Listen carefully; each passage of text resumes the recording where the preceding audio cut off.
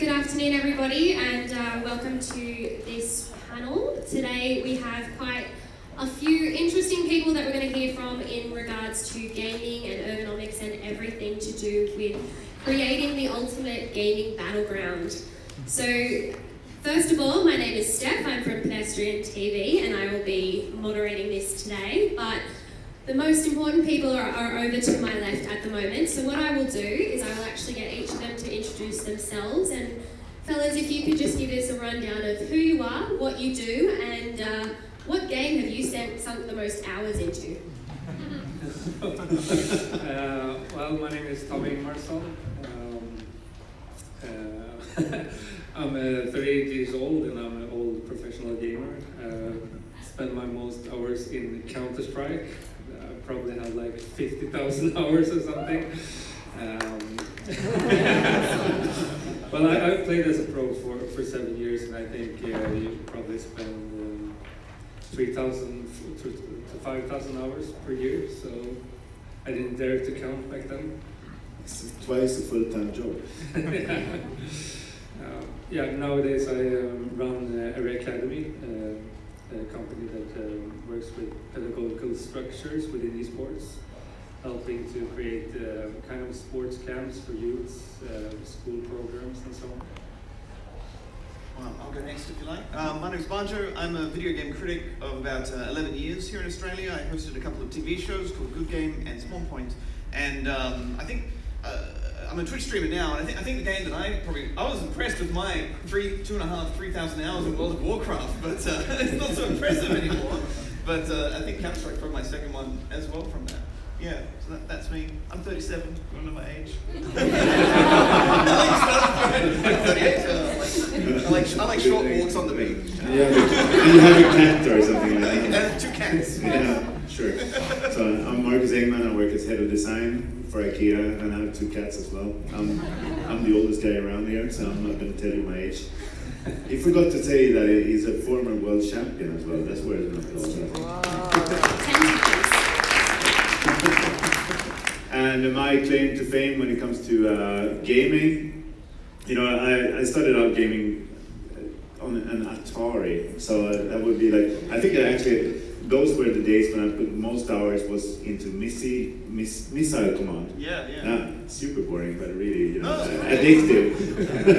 I started on Atari too. It's fantastic. Yeah, love it. So my father, precisely. My father went to the United States, came home with this Atari, and I was like the person to be with in animals after that. My neighbor had one. I spent a lot of hours at his place as well. So. Yeah, it's a good start then, huh? Yeah, in my earliest childhood memories of gaming, I like playing Frogger and stuff with my dad. You know, it was the only time we really bonded was playing Frogger on my Atari. I'm about to make you all feel a little bit old right now and say that I actually haven't played on an Atari before because I'm only 24 and a youngin'. So I'm sorry about that, guys. Games are much better now. You weren't missing. Yeah, You're not missing much. That was so hard back then. Well, I think for me, the game that I've definitely sunk the most hours into would be either Skyrim or The Witcher 3, purely because ever since they came out, that's all I can think about and talk about, and pretty much all of my friends can attest to that I just don't shut up about it. But we will move on, and I won't talk about The Witcher 3 forever, I promise. Just to give you all a little bit of context about the gaming scene in Australia at the moment and where we're headed, over the course of the past few years, the gaming sphere has changed incredibly. Everything's very, very different, but one of the main things to take away from it at the moment is that globally, there are 2 billion gamers. That's a quarter of the world's population, so there is a lot of us. And we are becoming a lot more of a dominant force. In Australia alone, 63% of people are video gamers, and of that 63%, 43% of those are females. So there's actually a lot of girls out there who are playing as well, and it's becoming pretty much one of the more dominant creative fields as well. And a study from the Digital Australia report in 2018 from Bond University and IKEA, not IKEA, very different. IKEA is the Interactive Games and Entertainment Association. They've crunched the numbers and come up with all of those statistics. So it's actually really quite interesting to see where we've been and where we're going to now. So on average, Australian gamers are playing about 89 minutes per day. On average, I think personally I've probably exceeded that a few times. How about you guys? What's your average, do you reckon, per It day? depending on when I was 20 and now, but I think I'm the one that keeps the average a little bit higher. We were talking about this before, and when we were in our 20s, we could go, till 4 a.m. and then just go to work the next day. But I had a 4 a.m. on Sunday, and I still feel hungover. I have a gaming hangover from it. The older we get. So. It's kind of like jet lag, really. Yeah. You're in an state. entirely different world, and then you come back to real life. Absolutely. Yeah. I reckon I still get about 3 hours a day though, on average. I reckon. Yeah, about 3 hours a day if you add it all up. Fair enough. Well, that's a solid effort. That's a solid Nicely effort. done. That's a solid. Yes. Yeah. So basically, what that means is with 89 minutes on average, we as gamers like to sit down a lot.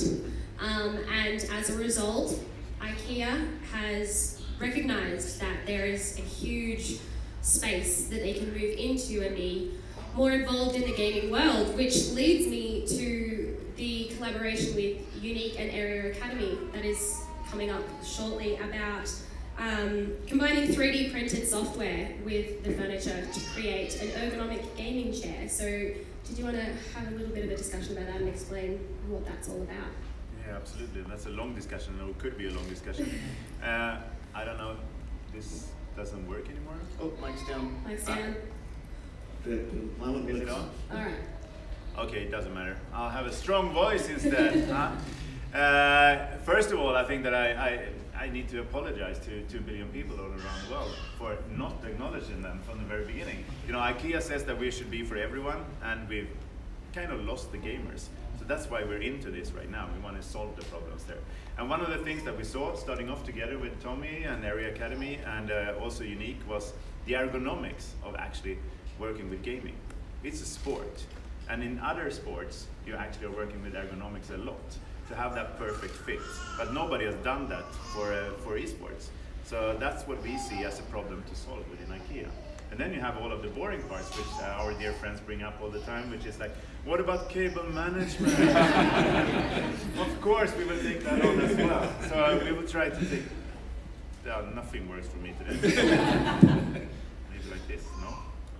So, Hey. oh shit. Back. Want me to do a rap or something? Definitely. I'll say that, huh? Hit the floor. Drop the mic. No. I'm losing it as always. We were talking about cable management.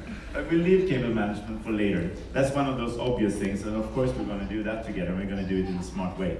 The thing about ergonomics is actually this gives us an opportunity because this is a tech-savvy crowd who's used to take on new technology as well. So we want to try out new technologies on this new crowd for IKEA. That's why we take on also 3D printing. Because we know for a fact, and everybody who's working with design and try to design like the perfect chair, knows that that is an impossible task. Because everybody has a different seating curves in their body, because everybody is unique. So if you want to have that perfect posture, that perfect ergonomics, you need to do that from out of the different bodies. So the idea from out of us is actually to work with photometrics and getting the measurements from out of bodies and turn that into the perfect ergonomics for both seating, but also maybe for other parts of your body that would enhance your gaming experience for the future. So that's the way, and to be able to produce that in a cost-effective way, then is to go for 3D printing. And we actually do have the prototype, it's just over here. I don't know if you'll be able to see that, but definitely come and have a look at it afterwards, after the talk, because it's actually really, really cool to get up close and personal. Granted, it is designed for somebody else, because it is all personalized, but you can kind of see how it works and what it looks like. And the good part is it's not just the shape, you could actually work with the comfort as well, from out of the algorithms that we put in and how you print it. That means that both the comforts and the shapes of it, and also actually the aesthetics could be different for everyone. Can I jump in? I'm curious, how will IKEA scan my butt? That's one of the things that I'm curious of. We talked a lot about that. It's actually not the problem to do it, it's more how would you like to do it? so the technology is already there, but how do you do that in a way that people will, you know, that would make it possible to do it in the right kind of place? So we're working on that. He's very excited. I mean, 3D printing is so exciting in general. I'm surprised it hasn't populated more of the world. You know, they use it with planes to fix parts when it breaks down, so the plane can still take off on schedule. They're working on 3D printing hearts, right? And for me, I only game 3 hours a day, but I'm on my computer, 12 maybe, sitting at my chair. And I actually have a fractured spine as well from lifting something too heavy 11 years ago, which just hurts every day. So like, ergonomics is incredibly important to the modern gamer, especially for people who work in the industry as well. You're just sitting. So much of my life is sitting in a chair, staring at many screens, and there's so many parts of that which my body is not designed for. My eyes, my back, my butt. So I'm excited for the butt scan and to see how that will improve my daily. Maybe you could be our first test pilot. Oh, great! Please. Just show us your bum. So as I mentioned earlier, it is part of a collaboration with Unique and Area Academy. And Tommy, would you mind talking a little bit about Area Academy and what that entails? Yeah, well, we're a company, as I said before, that works with the pedagogical structures, where we help trying to establish esports as a traditional sport. For example, when I was a youth, there were different programs where you got into soccer or different sports, and you had a coach, you had training exercises and so on. It was kind of specific.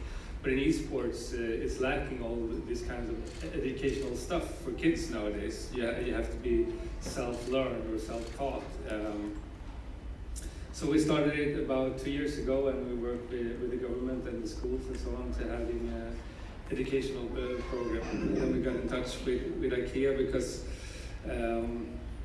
what we're trying to do is build something that's sustainable for the future or for the whole community. And what's lacking there is actually the hardware for it. I mean, the furniture and so on, and the customization part from it. I mean, you have a gamer that's 12 years old, you want to have it looking kind of spacey and cool and all these colors, but when you're in our age, in the late 30s, you don't want to have that spaceship. Then you want to hide it at home. Yeah, exactly.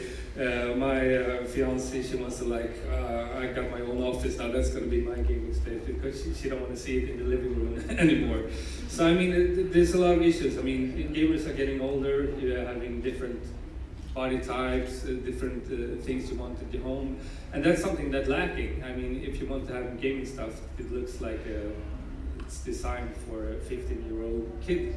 So that's why I'm really happy about this collaboration, because here we can explore and experimental with both the bodies, what kind of age, types, everything. So. It is so different to like 10 years ago. Because 10 years ago, you'd have your console plugged into your television, and it would be like on the ground or like shoved in the TV cabinet, and then you might have a computer if you're lucky in your house as well, right? But now we have these, like you were saying before, your fiance has her own room. My fiance has her own room as well for all her stuff, because my particular setup is a mess. And so she has. I actually think we might have some photos. If you want to see some awful cable management, we might get that up in a minute or two. Get the photos up in. Yeah, this is part of my setup. So I have, and obviously mine's different because I'm a streamer. So I have 3 monitors, 2 of them vertical. You can't even see all the lighting that's set up there. I've got a wall screen, green screen on that side. On the other side that you can't see, there's a green screen as well. 2 computers, a bunch of consoles, 4 portable lights. 4 external capture cards, 1 internal. I've got 3 camcorders, 2 webcams, network cables running along the hallways and downstairs as well.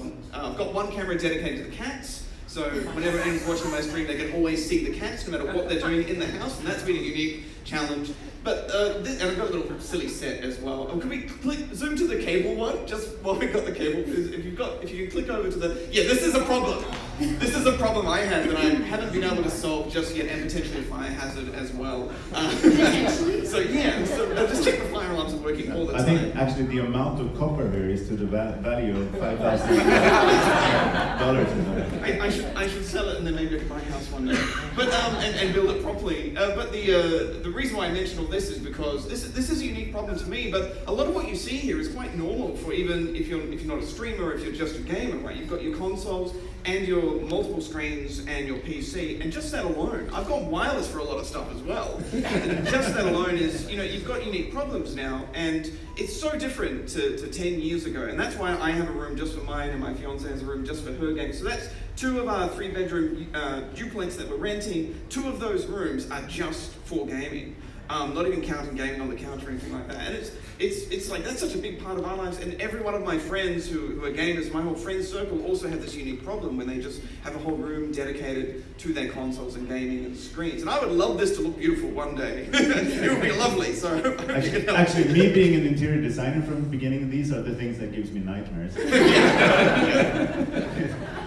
So if yours looks like this, an aesthetical chaos. does that mean that your fiance's also looks like this, or is hers a little bit more? Hers a bit better. So she's just got the one green screen, and but she still has like consoles and cables all on the floor, taking up space. Like we haven't even really found a solution for making it all tidy. And a big problem is too, like you're always pulling stuff out and plugging stuff in. Like things go wrong, things stop working. So every day I have to pull out at least one cable and plug something else in. So you need access to all that sort of stuff as well.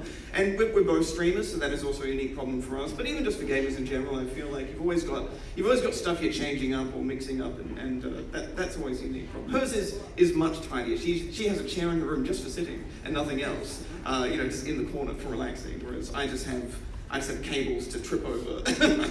So you're taking notes at this point, okay. I was thinking about like sound leakage in between if you stream at the same time, and you're going about it and screaming and so on, and she's having a live stream at the same time. We do have a crossover window of about an hour sometimes, and we just both shut our doors. We pick the rooms at the furthest ends of the house. You have to share your agenda broadcast there. Yeah, we do. Okay. Yeah. Cool. It's a real.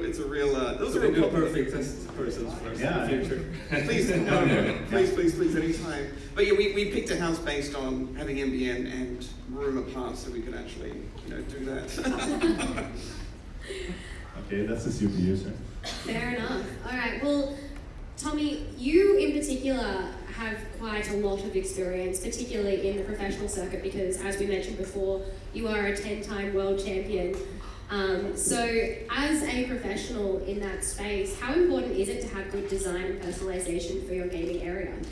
I mean, it's really important. As a pro player or a pro sportsman, you always try to find those small edges. I mean, if you can find a few percentage here and there, there's going to be a lot in the long run. For example, a friend of mine, he actually measured his equipment, so when we went to tournaments, he would have the exact same setup wherever we went. It was a smart way. I did kind of the same thing with my sensitivity, because back in the days there was no standard about the heights of the chairs and so on, so you were sitting at different heights and it actually affects your arm. So I tried to find the perfect sensitivity to be comfortable. And I mean, here we have a whole future where we can explore and actually find those small edges that helps you both with prevent injuries, but also to maximize your performance, and it looks good as well. So that's a bonus. So, is there actually a world standard setup right now for measurements and so on, and what to sit on and I tables? haven't played as a pro for so long, but I think that they have more standard. They have the same chairs nowadays. I think they actually have the same measurements on the tables as well, so you feel kind of at home. Yeah. But there's always different computers, different monitors, and so on. So it's a little bit different. But they have some kind of standard. I'd love to have a central. Oh, sorry. No, but if you imagine that in other sports, if there was a different standard for sizes of the soccer fields, for instance, or like pole jumping with different heights of your pole. Yeah. And even the That ball will in never different happen. sizes, I mean, it would be chaos, right? Yeah. Wouldn't it be great to store that information like somewhere digital? So every time you get a new chair or every time you want to build your setup again to the way you have it perfectly, you could just like have those stats and like put them into a thing and print out a thing. That would That's be exciting. something we actually discussed, so that's nice to hear from you, because that's actually something we really discussed. So sorry, that's an old idea. Great, no, that's good. Fair enough. And we are assuming here at this point that everybody here is aware of what esports is and how big it has become. Is there anybody here, just to show of hands, who isn't as familiar as they'd like to be with esports? Or are we all? We do have a couple of people. We actually do have a video queued up that can give you a little bit of a rundown just about the history of esports. It's only very short, and hopefully that will be able to come up now.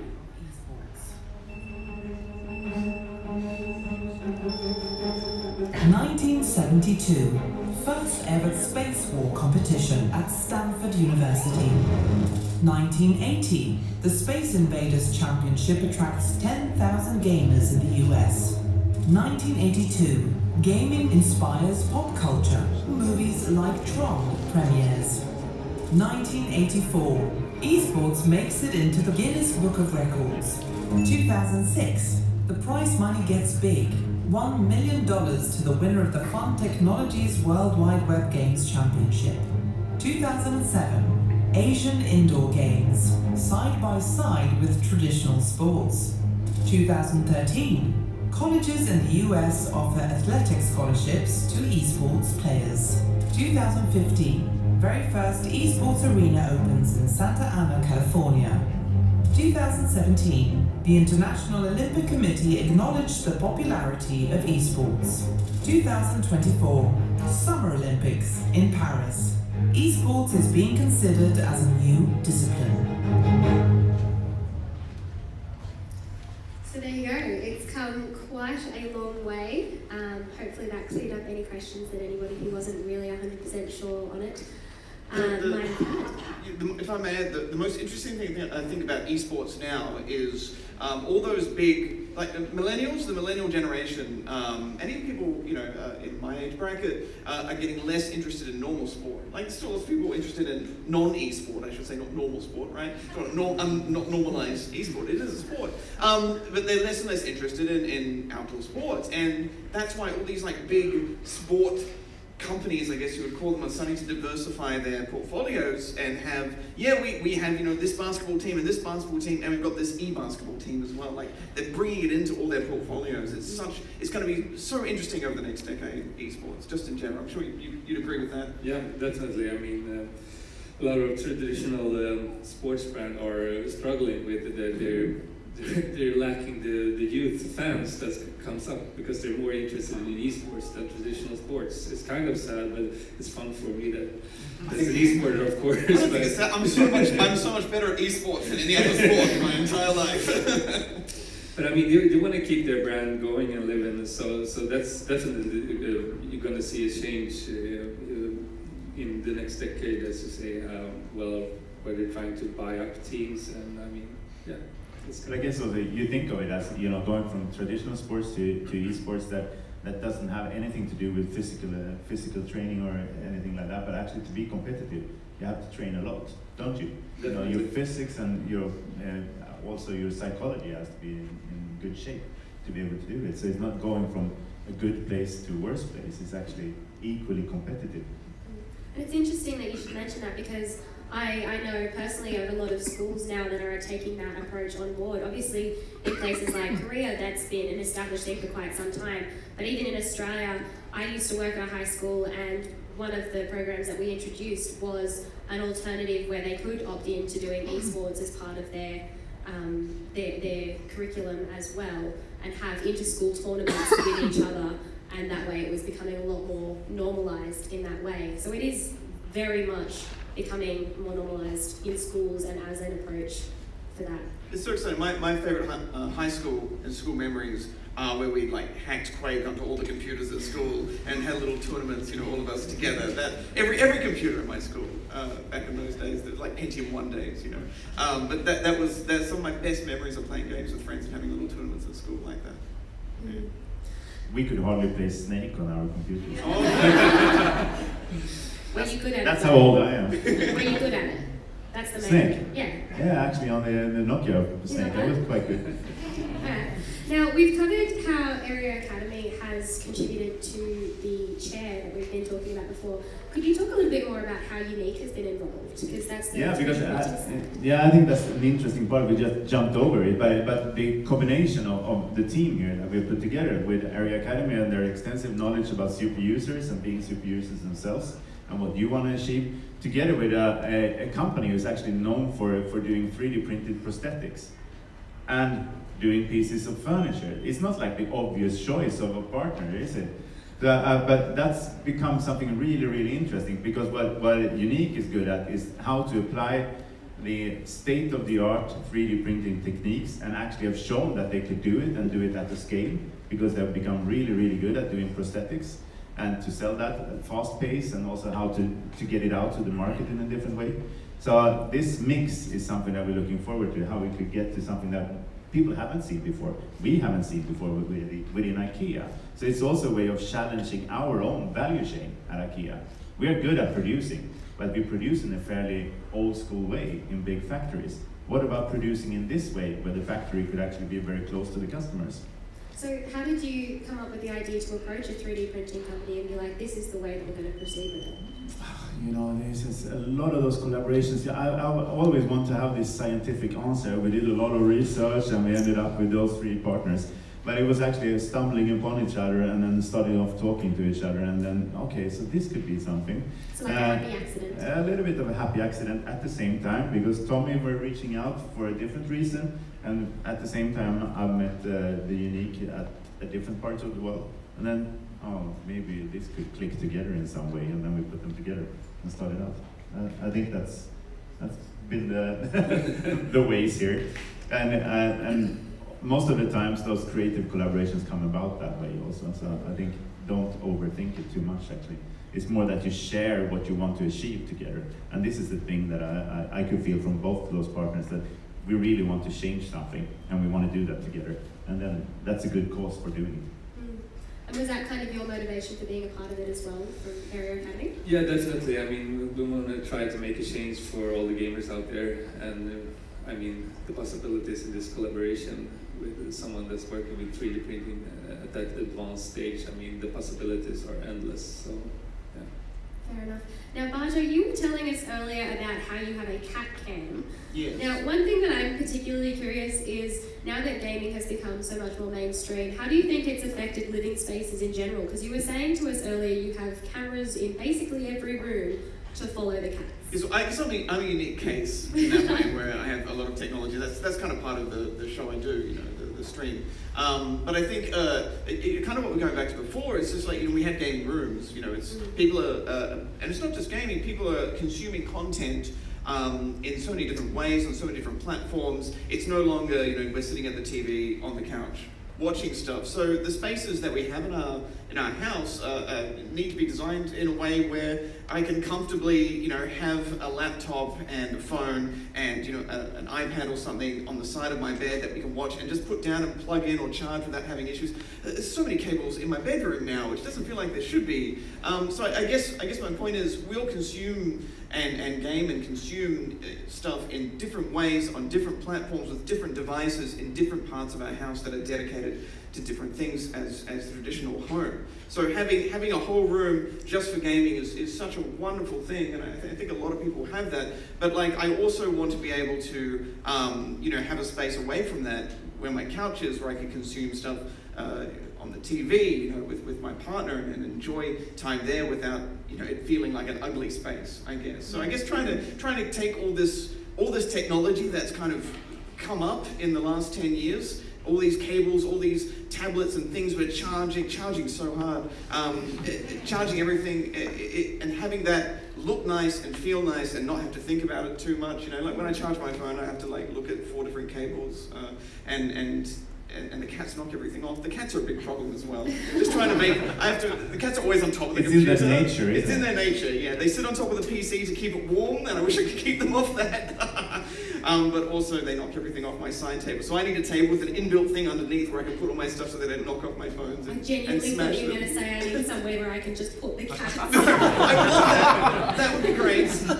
Like a cat garage. That'd be fantastic. They just howl whenever they get locked anywhere though. But I guess our spaces now are so technology infused, and for people who like this sort of stuff, I like the technology. I like there's so much to think about with where to hide cables and where I'm watching stuff and making that a comfortable environment. The other thing as well is, like, obviously you're very fortunate to be able to have 2 gaming rooms in your house. Some of us maybe have less space, thank you Sydney House Prize. I had to get out of Sydney. And that's really changed the dynamic of having the gaming space as well, because for me, I can only game in my room because it is such a small space. I don't have the access to be able to have a gaming room for myself. One day, perhaps, you never know. But as a result, I've then had to adapt, and I'm the sort of person that has to play games while sitting in bed because my room is so cramped that I can only have my TV in a certain space. So those are things that you definitely have to consider now. That's a future design problem, right? That's a current design problem to be able to game in a small space. I moved so I could have that space. I left Sydney and where all my friends are, so I could, have my career and have that space and live a comfortable environment lifestyle. But that's why I also think that the design challenge for this is actually not to look upon gamers as one typology. There's so many different personas who are gamers, and to cater for them all. So we have to cater for diversity within the gaming industry as well. Absolutely, yeah. And as you were saying earlier, the way that we consume content has changed so much as well, so that plays into it too. Obviously, being a Twitch streamer, you are going out to people who are possibly watching on their mobile phones and chilling on the lounge, or possibly on the train on their way to work or way back from work, or however they choose to consume that content.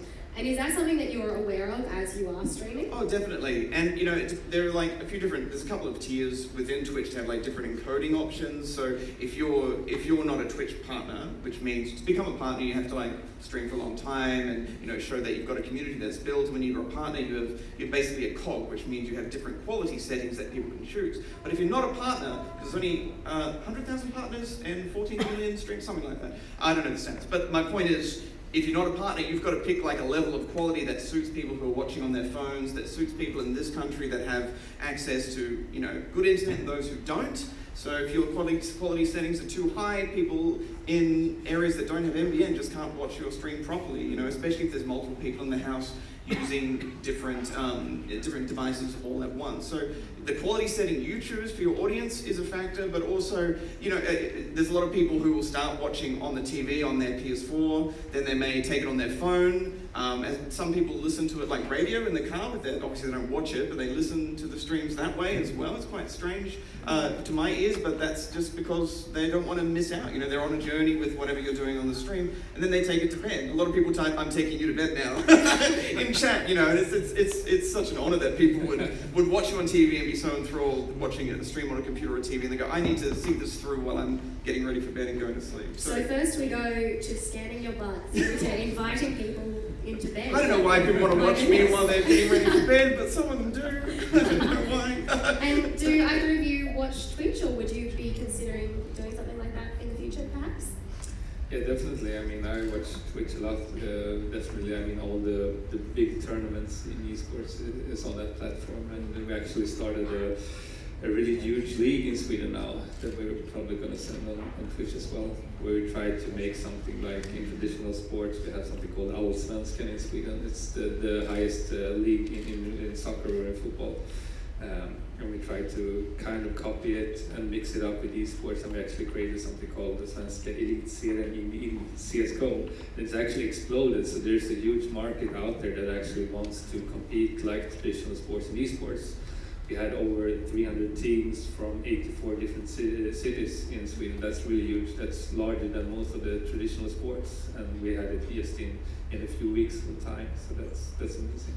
It's such a connection platform, streaming. If you don't mind me just jumping in again. It's about community Twitch, and other live streaming platforms as well.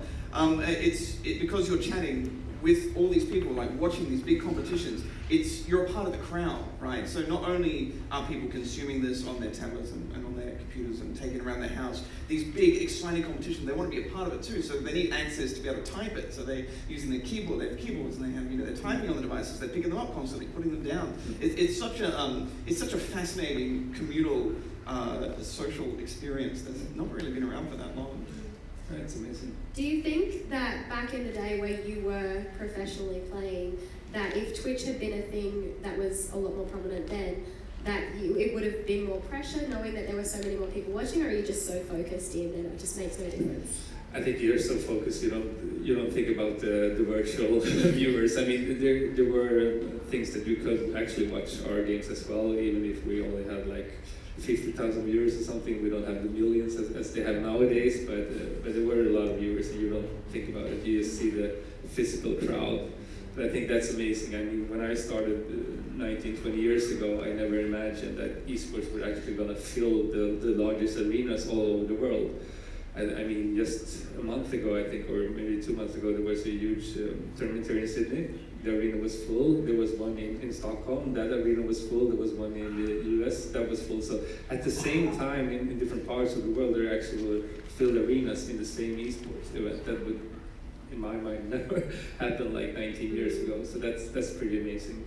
It's so exciting being in those crowds too. Like, even if you're not interested in video games at all, I highly recommend going along to an esports event just to like soak it in and feel the excitement of such a spectacle. And it's, yeah. And the energy is actually quite different to a contemporary sports game as well. Like, if you go to a grand final, there's obviously going to be a lot of enthusiasm from all of the supporters, whether it's AFL or football or whatever. But if you go to the esport arenas and you see everything going on, there's a completely different type of atmosphere that goes on as well, that I've found anyway. So what is different about it then? It's very... No beer? Well, yeah, there's that. For me, having been brought up... sorry, my voice is slightly out.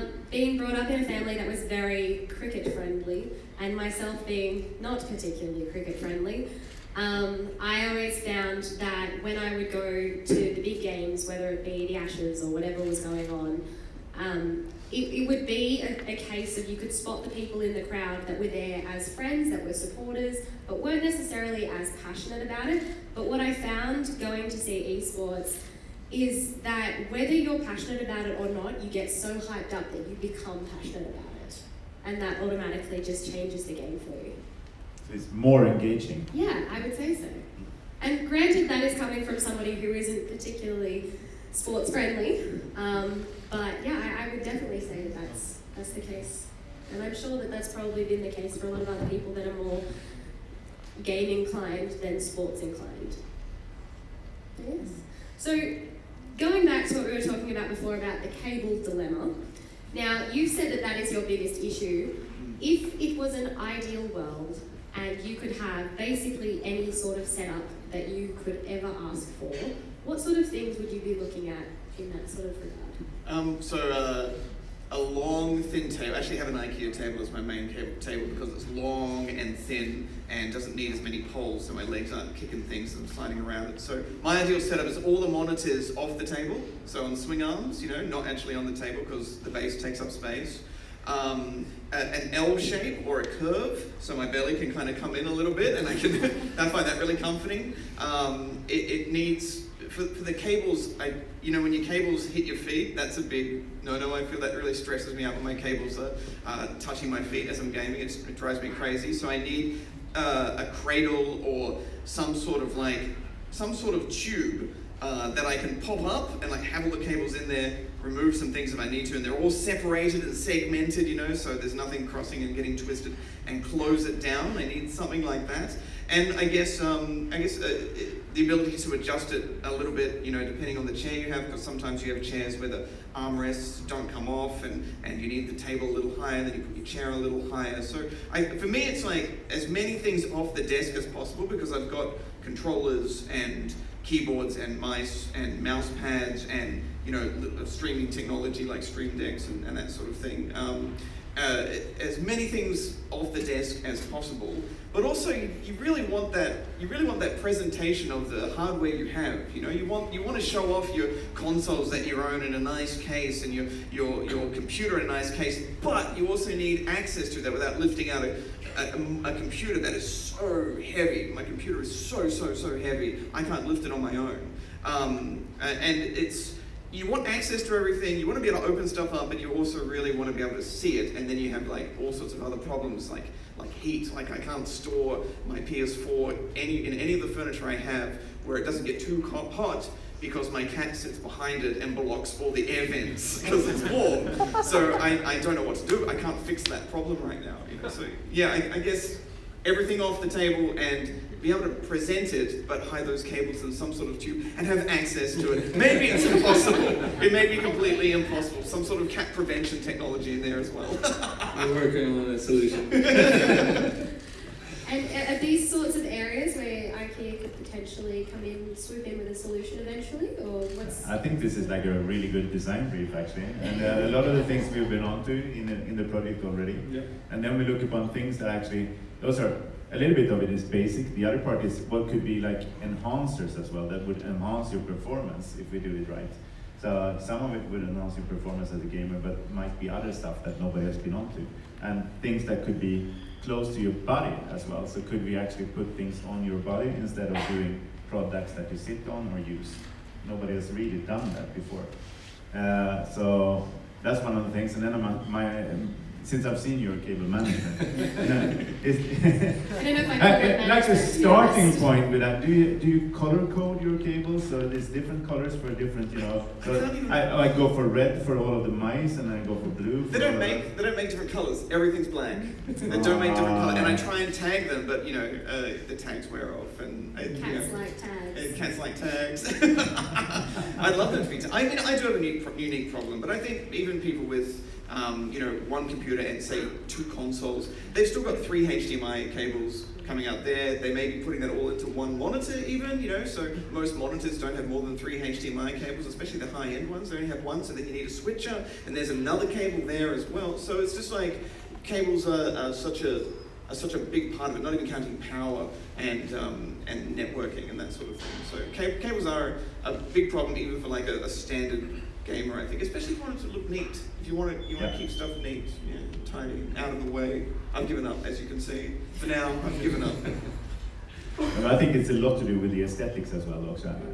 That nobody has really done anything that is presenting your gear in a good way. Yeah. Usually it's just the gear itself which is like designed or might be designed so you like it. Yeah. But how do you present it? So that could also be something for us to look into. Yeah, it's great having like all these. I personally hate flashing lights and lights in my face, but like a lot of presentation with hardware has all those kind of RGB lights and flashing things. And you see some really beautiful setups, and I always admire those setups. But then you still see the cables, and you still see the presentation problems of where does it go. You know, like a big flashing light box of a computer right here where you're trying to game late at night. No. It's a lot of this thinking, design thinking, which is like putting lipstick on a pig. It's still a pig though. Yeah. Well, fair enough. So, Bajo, you already mentioned earlier that you actually have was it a fracture in your spine? Yeah, I've got I've got like the lower part of my spine is fractured a little bit. Yeah, from lifting stuff. So that happened, say 10 years ago? 11 years ago. 11 years ago.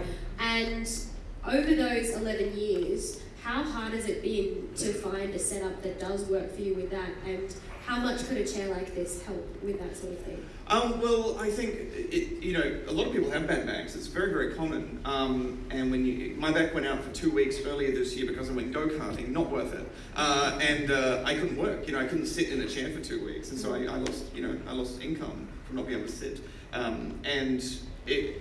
I feel like that was a degrading problem because I'd been gaming, I'd been sitting on the couch a bit more than usual, I'd been lying in bed watching stuff, and that was all affecting my back. So I learned some lessons from that. But I guess the point is, if it took me about 8 years to find a chair that I can sit in for more than 7 hours. or even more than 4 hours. I mean, obviously I don't sit straight for 7 hours. I get up and stretch and walk around a bit, but like a chair that I can comfortably work in this chair today and get some work done. Took me like 7 years to find one, and it was about $500. And even then, it's not completely perfect, and it's starting to fall apart. You know, so I imagine It sounds like less than perfect. yeah, it's not less, but it's still the best I've found. You know, so it's So like far. so far. For me, it was finding something that was modular, that I can move all the different components to fit my back shape and my butt shape, and my height as well. So I imagine a 3D printed thing would be the answer, the ultimate answer to finding something, because then I don't have to move it around, because it's always going to be in that position that's supporting me in the right places. So I'm very, very keen to see how this goes. I'm very keen to see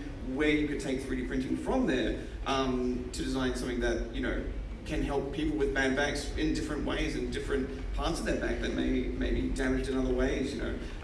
So it took me a long time to find a chair that works for me, and I don't really sit on couches for very long, ever anymore, because of the issue. And I think actually that's one of the offsprings from an IKEA perspective also. If we solve the problems for esporters sitting up to 16 hours a day, actually that would be like the perfect working chair as well. So the amount of people that would benefit from this research is far bigger than the 2 billion is just esporters. Yeah, absolutely. My partner, you know, she has gone through like 3 office chairs since I've known her, and they're all, every time I've sat on this, how can you sit on this for more than an hour, right? And she'd just taken all that money and like spent it on something that was better designed for her. She'd be so much better off. She gets neck pain and shoulder pain, and she hasn't even got a bad back from just not having something that suits her. Well, you're absolutely right. It's not just about having a bad back. Like Tommy, you were saying before that if you didn't have the right setup, it would be bad for like your wrists and bad for your arrangement on how you were playing as well. And the other thing that it does also come towards is helping gamers that do have disabilities and making sure that they have a setup that works for them as well. So it's really coming a long way with the personalization aspect and making sure that all gamers can sit comfortably. Like, I know that when I game, being that I sit on my bed, I am kind of like slumped over like this 90% of the time. And let's be honest, not all of us have perfect posture all of the time. I can see that there are a few people here that are kind of like slumping a little bit too. I'm throwing some shade at the audience. Don't think I'm doing the same, don't you worry. But I think it definitely makes for an interesting thing to think about for the future when you have the concept of personalization and 3D printing to make sure that whatever you're doing, it's going to work for you. When you So- said that, I saw 5 people sit up straight instantly. Including myself. So what we might actually do now is we will take a couple of questions if anyone has anything that they want to ask any of the panel members at all. We do have a microphone, so just raise your hand, and if anyone has a question, we'll go for it. Yeah, just down. Hi, Mark. Can you hear me? Yeah. Cool. Marcus, a question for you. A lot of this seems to be heading down the path of personalised furniture, and IKEA is largely focused on producing furniture that's accessible to a large number of people. How do you reconcile personalisation of furniture and producing it at a large scale? I think you have to do it. You have to use 3D printing where it makes sense. You know, so if you look upon the first prototype here, it's just the pads which is actually 3D printed. Because if you 3D print the total share, it would take like ages to do it. First of all, that wouldn't make sense from a cost perspective, or also from a mass production perspective. So I think what you're going to see is the merge of old technology together with new technology, actually, and to use it where it makes sense. That's how we look upon it right now. And then the ability to cater for differences is something that we always searched for, but it's been hard in the history of mass production. Now finally this is opening up, so of course IKEA should be there as well. Anybody else down the back?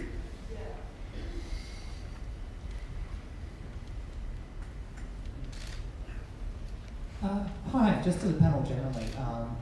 With the increased amount of devices that everybody has, how much of a challenge has that made from a design perspective in making things like PowerPoints accessible, and also in terms of like how much more PowerPoints you need, because you can have extension cords going everywhere and you only have so much power that you can actually have coming into a unit or a house? Well, the interesting thing about that as well is I think there was an article that came out relatively recently about the phenomenon called plug spreading, which is where the plugs that you're using are just such a gigantic scale that they take up the rest of the space for the other plugs as well. And that is just mind-boggling to me because it just does not make sense. And that's probably the biggest thing for me that I've found, because I do charge all of my different technological devices generally at the same time, and I find that the amount of extension cords that I have to go through is just ridiculous, and I'm always constantly afraid that I'm going to overload it, because really in such a tiny space and so many different cords and so much power going on, it is a concern for me. You saw on my cables before, that's going in 2 plugs. Really? Yeah, it's just impossible to do it any other way. And that's, that's frustrating and worrying, and I get audio buzz as well with my mics, and so I actually do have a cable running off to another plug in the other part of the room. But even when I wasn't a streamer, wherever I've lived, there's always been that thing where it's like, I need a plug here, and so I have to run cables around. So I want solutions where I can hide those cables around skirting somehow. I'm in the hide stage of my life, and the problem you mentioned is, I'm always running a cable from somewhere to somewhere. Even before I was a streamer, and I need all these stupid cameras everywhere. It's a big challenge. I need hidey stuff. Please help me hide stuff. Yeah, but I think it's not just about the aesthetics. I think it's also maybe there is a safety issue with this, which we tend not to talk about. If you have too many plugs, and in all this, it's heat dispersion. Also from out of that, and also the wattage problem that most people don't know about, also how many watts you could put into each and every of those cables. So I think that there's that might be an opportunity for IKEA as well, because we work with this when it comes to other parts of home furnishing, and how to do and what not to do in your home, and how to set up a kitchen, maybe to help out with those things as well. So what is a good way to work with power plugs? What is safe and what is not safe? So that is something that I see that we could help actually to make better homes. Absolutely. We have a question just down the side here. Hi, yes. Just wondering how soon before we have wireless power. I know you've already got to the wireless power for iPhones and other devices, but I mean, I've seen Intel and others do some work on it, but we still don't have wireless power in the same way that we have Wi-Fi powering our connectivity. That would solve a lot of problems. I actually met with the guys from Intel there and had a look upon their system, so it's a little bit scary yet. It's a difference between making power jump between nodes than it is actually to make radio waves jump. So it's not solved there. I guess it's going to happen in the future, wireless power as well, but still there's techniques that needs to be developed to make that safe, and also to make it cost efficient, to be honest.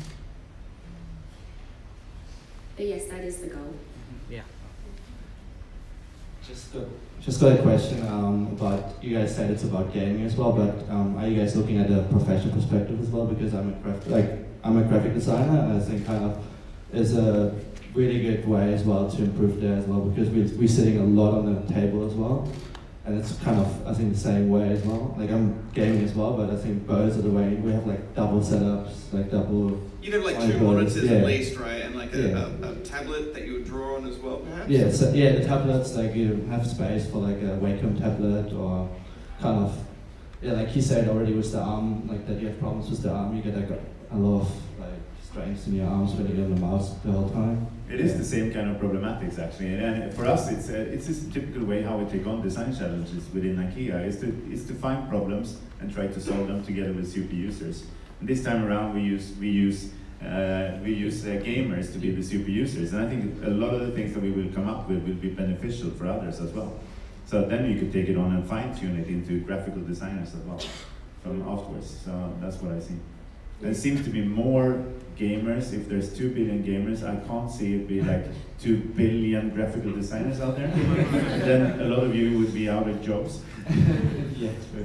It is a universal problem, like personally speaking, and I'm sure that Bajo can attest to this as well, being a journalist but also being a video game journalist, that automatically compounds the fact that you're going to be spending that much time at a computer, often at a desk, in a chair that may not be as comfortable. So it is something that does need to be considered.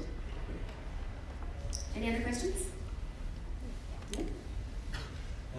Yeah, I can just say with this guy trying to work in game design as an artist, like just always like crouching over a Wacom tablet, trying to get the perfect strokes. It's like, my wrist. And also, Bajo, what is your Twitch account? It's Bajo Stream. Bajo Stream? It's very silly. Okay. Right, so No more explanations. But thanks for the follow. Be prepared for a lot of cat content. I expect. Down the back. Sometimes I just eat pizza. You say that like Watch it's me bad? eat. I know, but you watch me eat. I'm terrible. I'm not good at eating. I was wondering how far down the road and what sort of results and learnings that IKEA have gotten from rolling out using VR to design indoor spaces. I know there was an app that they released for free on Steam a couple of years ago. If there was any particular results you got back from that, or just generally how VR is going for IKEA globally. And AR, your AR app. And AR is, I guess you tried our app for AR as well. We don't use AR for our product development. VR, and I would say maybe closely connected to that, is how we produce our pictures and our catalog. Most of the pictures you see in our new catalog is actually not photo shoots, it's done totally digital.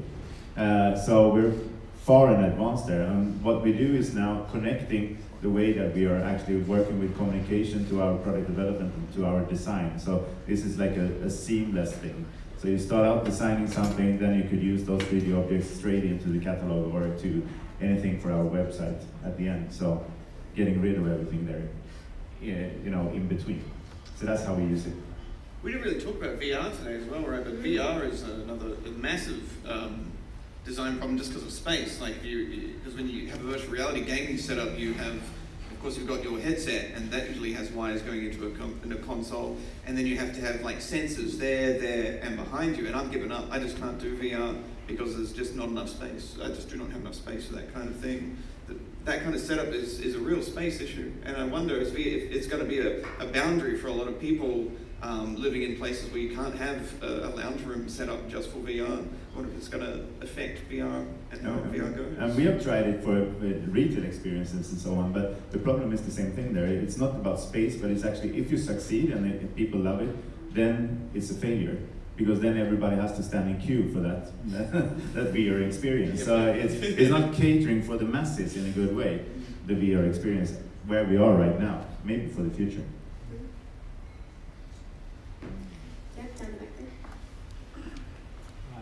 Should we expect to see IKEA stores and the retail footprint change with segmentation and addressing some of these designs, or trying to attract gamers and more of the tech space? Yes. It's a funny thing because we actually helped IKEA warehouse in Sweden where we decorated a room from a gaming perspective, and it was really popular. I mean, you could see people, both old people and young people, standing and taking photographs, sending to friends and so on. And that was a cool reaction for me as a gamer, because I mean, if you look at the IKEA warehouses, you don't see that kind of effect of people going around the warehouse taking pictures and sending to family or friends and like, oh, look how cool this is. No, but that's also the idea of, if you come into an IKEA store, we have those our room sets, and our room sets should reflect people's lives actually in that area. And this is a typical thing where we could be more in our times, because we have not reflected gamers actually in the way that we have done our room sets. It's not visible. And when you do it, suddenly people react upon it, because it's natural, it's something that you can relate to. And that's the thing that we want in our stores. We want people to be able to relate to our furniture through the way that we do our room sets. It's whenever I walk through IKEA, I'm visualizing, can all my consoles fit in this cube thing? You know, like I'm visualizing, and then when I put it there, I'd love to see it set out properly in a beautiful way that I can just copy. And do they have PowerPoints enough in this room set? It's interesting, Tommy, that you would raise the fact that it's both young and old people that are taking the photos as well, because statistically, 43% of people over 65 in Australia are also video gamers, which is a stat that often surprises people because they don't necessarily expect it, but it is a market that people overlook a lot of the time. And if you're over 65 and you're gaming, and then you really do need a comfortable chair. So add some cats to the set, so cats. We can visualize where the cats. Absolutely. Sorry, to make some trouble. Hey Marcus, so I was here earlier for the smart home talk. I was just wondering how you would integrate smart home technology with gaming. Yeah, that's a question for the future, I would say. For me, it would be, since what we want to do with technology, we don't want to do gadgets at IKEA, because there's so many other people who are good at doing gadgets and electronic stuff. We want to incorporate our electronics into pieces of furniture or into home furnishing.